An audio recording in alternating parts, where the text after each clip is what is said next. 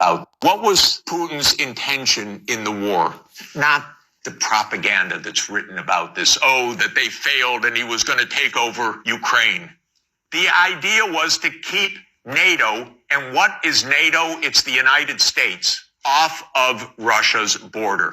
No more, no less, when the Soviet Union ended in 1991, and an agreement was made that NATO will not move 1 inch eastward. Now, what happened after 1991, the United States decided there would be no end to eastward enlargement of NATO. And the decision was taken formally in 1994, when President Clinton signed off on NATO enlargement to the east, all the way to Ukraine and into Georgia. So the NATO enlargement, as you know, started in 1999 with Hungary, Poland, and the Czech Republic. And Russia was extremely unhappy about it. But these were countries still far from the border. So the next round of NATO enlargement came in 2004. With the 3 Baltic states, Romania, Bulgaria, Slovenia, and Slovakia. At this point, Russia was pretty damn upset.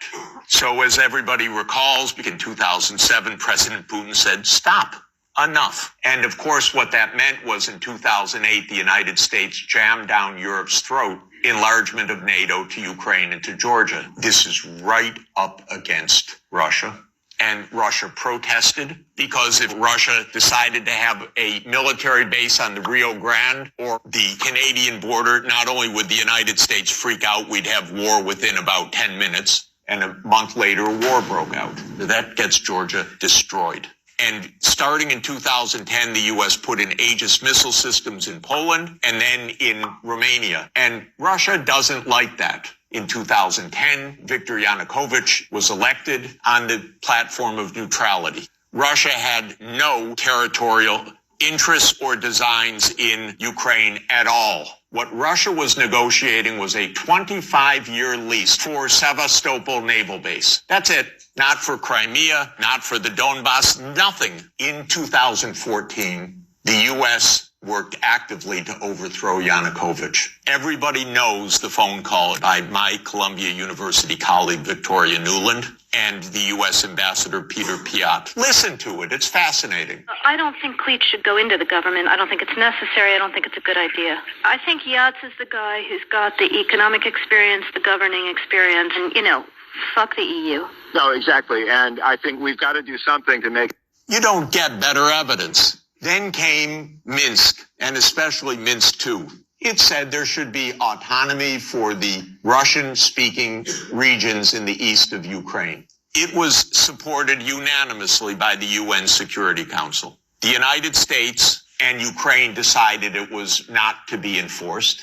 There were many thousands of deaths in the shelling by Ukraine in the Donbass. And one of the issues on the table in December 2021, January 2022, was, does the United States claim the right to put missile systems in Ukraine?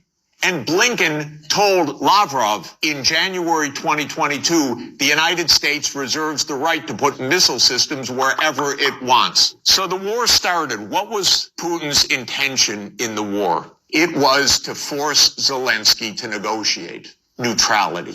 And that happened within 7 days of the start of the invasion.